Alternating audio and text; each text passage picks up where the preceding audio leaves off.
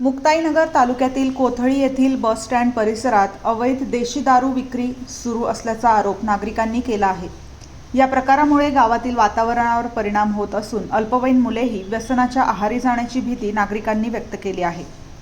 ग्रामस्थांच्या म्हणण्यानुसार अवैध दारू विक्रीमुळे अनेक कुटुंबांवर आर्थिक आणि सामाजिक संकटे ओढवली असून काहींचे संसार उद्ध्वस्त झाल्याचेही नागरिकांमध्ये बोलले जात आहे। या दारूच्या व्यसनामुळे काहींना जीव गमवावा लागल्याचा दावा देखील ग्रामस्थांकडून करण्यात येत आहे।